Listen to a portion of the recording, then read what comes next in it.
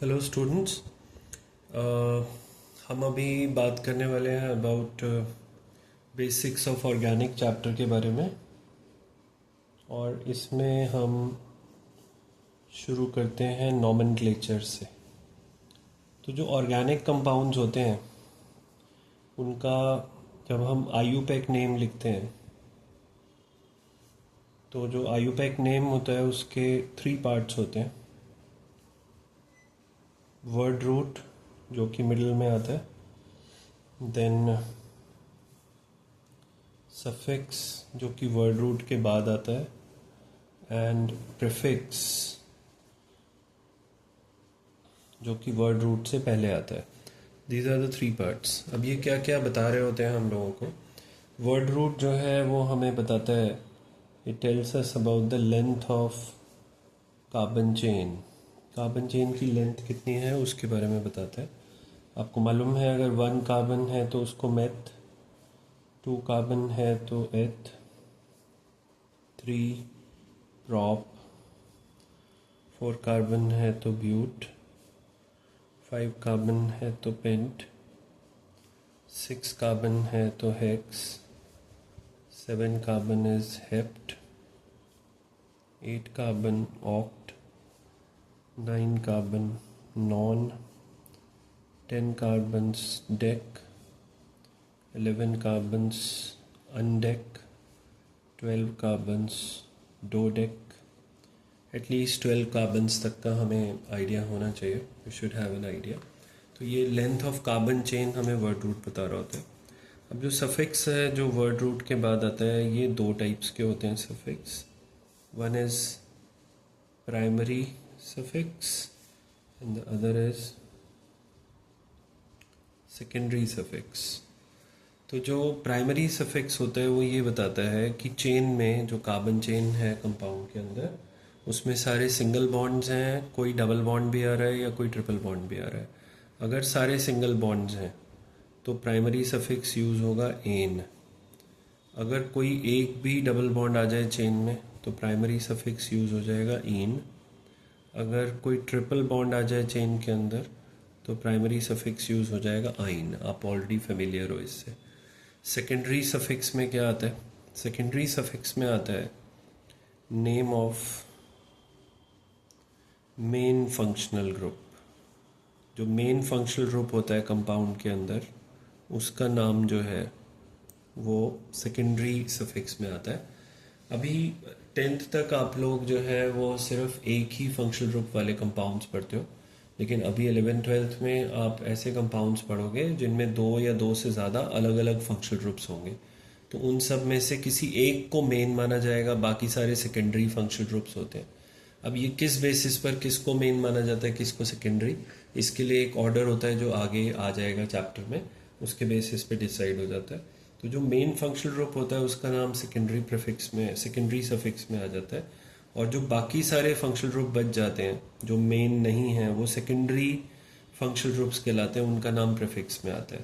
Prefix में और क्या क्या चीज़ आती है? प्रीफिक्स में नाम आता है एल्काइल ग्रुप्स का। एल्काइल ग्रुप्स को हम सब्स्टिट्यूएंट्स भी बुलाते हैं। एक्चुअली प्रीफिक्स में जो भी चीज़ आ जाए उसको सब्स्टिट्यूएंट बुलाया जाता है। ब्रांचेस भी बुलाते हैं और साइड चेन्स भी बुलाते हैं। ये सारे नाम जो हैं वो एल्काइल ग्रुप्स को दिए जा सकते हैं। इसके बाद कुछ और फंक्शनल ग्रुप्स होते हैं जिनका नाम हमेशा प्रीफिक्स में ही आएगा, जैसे हेलोजेंस, जैसे नाइट्रो, जैसे ईथर्स होते हैं। और अभी जैसा मैं आपको बता रहा था सेकेंडरी फंक्शनल ग्रुप्स, अगर एक से ज़्यादा फंक्शनल ग्रुप अलग अलग प्रेजेंट हैं तो जो सेकेंडरी फंक्शनल ग्रुप्स हैं उनका नाम भी प्रीफिक्स में ही आता है। तो ये हमारा, this is basically the complete IUPAC name which includes word root. After word root comes suffix and before the word root we write prefix. एक एग्जाम्पल से समझते हैं। जैसे मेरे पास आ गया CH3CH2OH, एक ही फंक्शनल ग्रुप है OH। कितने कार्बन्स की चेन है? 2 कार्बन्स की चेन है। 2 कार्बन्स की चेन के लिए हम वर्ड यूज़ करेंगे एथ। कार्बन कार्बन सिंगल बॉन्ड है तो प्राइमरी सफिक्स आएगा एन। अब क्योंकि ये OH जो होता है ये ऑल होता है, इसका नाम फंक्शनल ग्रुप का ऑल है, तो हम यहाँ से ई हटा लेते हैं क्योंकि उसकी साउंड नहीं आती, तो इसको क्या प्रोनाउंस करेंगे, इथेनॉल। तो ये इस तरीके से नाम रखा गया, eth from the word root, en from primary suffix, ol from secondary suffix. अब जैसे ये आ गया, ये कंपाउंड आ गया। Now there are again 2 carbons eth, but इस बार कार्बन कार्बन डबल बॉन्ड आ गया, तो इन और फंक्शनल ग्रुप ऑल है, तो इसका नाम क्या हो जाएगा, इथेनॉल हो जाएगा। तो इस तरीके से this is just an idea कि किस तरीके से हम जो है वो नेमिंग कर सकते हैं यूजिंग दिस। ठीक है, अब इसके बाद जो अगला स्टेप है हमारा, वो पहले हम फंक्शनल ग्रुप से फेमिलियराइज होने जा रहे हैं। तो we are going to study types of functional groups.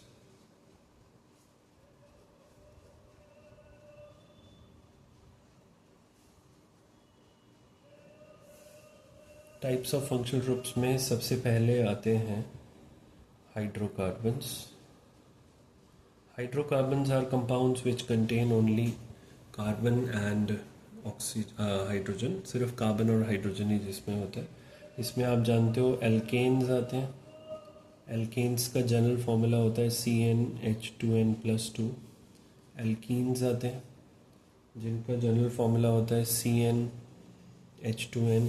Alkynes आते हैं जिनका जनरल फॉर्मूला CnH2n-2 होता है। इनको सैचुरेटेड और इनको अनसैचुरेटेड कंपाउंड्स कहा जाता है। Then we have cycloalkanes. Cycloalkanes का general formula same as alkenes होता है, इन दोनों का फॉर्मूला सेम है। इसके बाद बेंजीन वगैरह आ जाते हैं और उसके फर्दर कंपाउंड्स आते हैं जो कि एरोमेटिक कहलाते हैं। बेंजीन का फॉर्मूला आपको ऑलरेडी मालूम है, C6H6 होता है।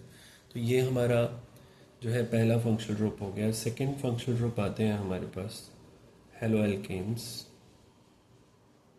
हेलोएल्केन्स का जनरल फॉर्मूला जो है वो होता है CnH2n+1 X हेलोजेंस का नोटेशन है और CnH2n+1 एल्काइल ग्रुप का नोटेशन होता है। और हम एल्काइल ग्रुप इतना बड़ा बार बार लिखने के बजाय इसको R से भी डिनोट कर देते हैं, तो RX इसका जो है वो नोटेशन कहलाता है। जनरल फॉर्मूला हम RX बुलाते हैं, where R is alkyl group, X is any halogen, fluorine, chlorine, bromine, iodine. अब हेलोजेंस का नाम मैंने बताया था आपको कि हेलोजेंस का नाम प्रीफिक्स में आता है। तो प्रीफिक्स क्या यूज़ होता है, हेलो। जैसे F है तो फ्लोरो, Cl है तो क्लोरो, Br है तो ब्रोमो, I है तो आयोडो। अब जैसे मैंने कंपाउंड लिख दिया, हम एक एक दो एग्जांपल्स भी लेते हुए चलेंगे जब हम फंक्शनल ग्रुप पढ़ेंगे। जैसे CH3Cl, कितने कार्बन है, एक ही है, मेथ, सिंगल बॉन्ड है, एन, और Cl का नाम प्रीफिक्स में आएगा तो नाम हो गया क्लोरोमीथेन। इसी तरह CH3I, CH3CH2I, अब I will come in iodo, मतलब प्रीफिक्स में आएगा, और 2 कार्बन्स की पेरेंट चेन है, एथ हो गया। इसके बाद सिंगल बॉन्ड है तो एन, तो इस कंपाउंड का नाम हो गया आयोडोइथेन। तो ये हेलोएल्केन्स हो गए। इसके बाद थर्ड फंक्शनल ग्रुप आते हैं अल्कोहल्स। इनको एल्केनॉल्स भी कहते हैं। अल्कोहल्स और एल्केनॉल्स, इनका जनरल फॉर्मूला होता है ROH। R is alkyl group, OH alcohol को बोलते हैं, आपको मालूम है। और इनका नाम जो है वो सफिक्स में आता है, the suffix used is ol. जैसे CH3OH, एक carbon, meth, single bond, en, और आगे इसका नाम सफिक्स में ऑल। CH3CH2OH, ये तो ऊपर भी लिख चुके हैं हम example, eth, 2 carbon, single bond, en, ol, ethanol नाम हो गया इसका। तो ये थर्ड फंक्शनल ग्रुप हो गया, दैट इज अल्कोहल्स और एल्केनॉल्स। अब फोर्थ जो फंक्शनल ग्रुप आ रहा है ये आपने पहले नहीं पढ़ा हुआ। अल्कोहल्स आपने पढ़े हुए हैं 10th में, हेलोएल्केन्स आपने पढ़े हुए हैं, बट फोर्थ जो फंक्शनल ग्रुप है वो नहीं पढ़ा हुआ, दैट इज ईथर्स। ईथर्स का जनरल फॉर्मूला होता है, the general formula for ethers is ROR-। इसका मतलब इसमें 2 एल्काइल ग्रुप्स होते हैं, एक R एक R-। दोनों सेम भी हो सकते हैं और डिफरेंट भी हो सकते हैं। अगर दोनों सेम हैं तो सिमेट्रिकल ईथर कहलाएगा, और दोनों अलग अलग हैं तो अनसिमेट्रिकल ईथर कहलाता है। इसका नाम क्या होता है, because there are 2 alkyl groups तो हम इसका नाम लिखते हैं एल्कोक्सी एल्केन। दोनों एल्काइल ग्रुप्स का नाम आ गया, एक का एल्कॉक्सी में आ रहा है, एक का एल्केन में आ रहा है। अब किसका एल्कॉक्सी में आएगा, किसका एल्केन में आएगा? एल्केन में उसका आएगा जो दोनों में से बड़ा एल्काइल ग्रुप होगा, और एल्कॉक्सी में उसका नाम आएगा जो कि दोनों में से छोटा एल्काइल ग्रुप होगा। जैसे CH3O CH2CH3, इस तरफ मिथाइल है, इस तरफ 2 कार्बन का एल्काइल ग्रुप है, इथाइल है। तो दोनों में से इथाइल बड़ा है, मिथाइल छोटा है, तो मिथाइल का नाम ऑक्सी में आ जाएगा, नाम क्या हो जाएगा? मिथॉक्सी। और इथाइल का नाम एल्केन में आ जाएगा, तो क्या हो जाएगा? इथेन। जैसे ये आ गया CH3CH2O CH2CH2CH3। अब इधर इथाइल है, इधर प्रोपाइल है, तो इसका नाम हो जाएगा इथॉक्सी, छोटा वाला ऑक्सी के साथ, बड़ा वाला एन में, इथॉक्सी प्रोपेन। अब सिमेट्रिकल ईथर आ जाए कोई, जैसे ये आ गया, तो दोनों का साइज सेम है, किसी को भी यहाँ लिख दो, किसी को भी यहाँ लिख दो, तो इसका नाम हो जाएगा मिथॉक्सी मीथेन। इस तरीके से हम ईथर्स को नेम करते हैं। ये ईथर्स हो गए आपके। फिफ्थ है इसके बाद एल्डिहाइड्स। एल्डिहाइड्स का जनरल फॉर्मूला होता है बच्चों, general formula of aldehydes is RCHO। लेकिन यहाँ पे याद रखें R जो है वो H या एल्काइल ग्रुप है, it can be H also, ठीक है। और इसका नाम सफिक्स में आता है एल्डिहाइड का, और सफिक्स क्या आता है? अल। अब RH पुट करके ही शुरू करते हैं, तो सबसे पहला एल्डिहाइड बनता है HCHO, 1 कार्बन है, मेथ, सिंगल बॉन्ड है en, al, methanal, carbon carbon single bond की बात होती है, तो इस कंपाउंड का नाम हो गया मिथेनल। अब R की जगह CH3 रख दो, तो CH3CHO, 2 कार्बन हो गए, एथ, सिंगल बॉन्ड है कार्बन कार्बन एन, और आगे अल, इथेनल नाम हो गया। तो ये एल्डिहाइड्स हो गए। 6th है इसके बाद कीटोन्स। कीटोन्स का जनरल फॉर्मूला होता है RCO R-, और यहाँ पे R एल्काइल ग्रुप ही होते हैं, H नहीं हो सकता। इसका सफिक्स जो है वो यूज़ होता है ऑन, ONE। जैसे मेरे पास आ गया CH3COCH3, there are 3 carbons, 3 carbons को प्रॉप, सारे सिंगल बॉन्ड है एन, और आगे ऑन आ जाएगा इसका जो सफिक्स है, प्रोपेनॉन या प्रोपेनन। इसके बाद CH3CO CH2CH3, 4 कार्बन्स हो गए, तो इसका नाम हो जाएगा ब्यूटेनॉन, ठीक है जी। ये कीटोन्स हो गए। 7th है इसके बाद carboxylic acids.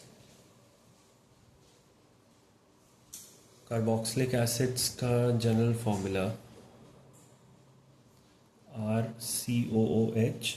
Again R can be H और एल्काइल ग्रुप, जैसा कि एल्डिहाइड्स में देखा था हमने।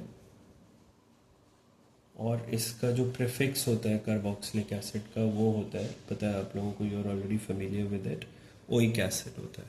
अब जैसे मैंने H रख दिया यहाँ पे, तो HCOOH, 1 कार्बन है, मेथ, सिंगल बॉन्ड है एन, और आगे सफिक्स, सॉरी प्रीफिक्स नहीं, इट इज सफिक्स, और सफिक्स होता है ओइक एसिड, तो मिथेनोइक एसिड। इसी तरह मैंने CH3 रख दिया, CH3COOH, तो इसको बुलाया जाता है ethanoic acid, it is known as ethanoic acid. ये हो गया 7th। इसके बाद 8th आते हैं carboxylic acid derivatives. Carboxylic acid derivatives का मतलब होता है ऐसे कंपाउंड्स, ऐसे फंक्शनल ग्रुप्स जो कार्बोक्सिलिक एसिड से डिराइव किए जाते हैं, बनाए जाते हैं। अब जैसे कार्बोक्सिलिक एसिड्स का फॉर्मूला होता है RC डबल बॉन्ड OH, तो यहाँ से मैं OH हटा के कोई और ग्रुप लगाता जाऊँगा, और मेरे पास acid derivatives, carboxylic acid derivative बनते जाएंगे। जैसे मैंने OH हटा के Cl लगा दिया, तो इस एसिड डेरिवेटिव का नाम है एसिड क्लोराइड। अगर मैंने OH हटाकर NH2 लगा दिया, तो इस एसिड डेरिवेटिव का नाम है एसिड अमाइड। अगर मैंने OH हटाकर, OH हटा रहे हैं और कोई ग्रुप लगा रहे हैं हर बार, OR- लगा दिया, तो इसको कहा जाता है, you are familiar with this functional group, esters कहते हैं, पढ़ा हुआ है, नेमिंग वगैरह भी सिखाऊंगा इसकी भी आगे। और अगर आपने OH हटाकर OCOR डैश लगा दिया तो इसको बुलाया जाता है acid anhydride. We call it acid anhydride. तो ये 4 acid chloride, acid amide, esters और एसिड एनहाइड्राइड्स ये कार्बोक्सिलिक एसिड डेरिवेटिव्स कहलाते हैं। अब इनमें से सबसे पहला होता है एसिड क्लोराइड। इसकी थोड़ा सा नॉमेनक्लेचर का आइडिया लेते हैं। तो एसिड क्लोराइड का जनरल फॉर्मूला है RCOCl, where again R can be H और एल्काइल ग्रुप, जैसे कि पहले भी पढ़ते आ रहे हैं। और इसका जो सफिक्स होता है बच्चों वो होता है oil chloride. The suffix used is oil chloride. जैसे मैंने H लगा दिया, HCOCl, एक कार्बन है मेथ, सिंगल बॉन्ड है एन और आगे सफिक्स ऑयल क्लोराइड, तो इसका नाम हो गया मिथेनॉयल क्लोराइड। CH3COCl, CH3 लगा दिया R की जगह, तो ये 2 कार्बन्स हो गए, तो इसका नाम हो जाएगा इथेनॉयल क्लोराइड। तो इस तरीके से ये एसिड क्लोराइड्स नेम हो जाते हैं। नेक्स्ट है एसिड अमाइड्स, ये देखते हैं।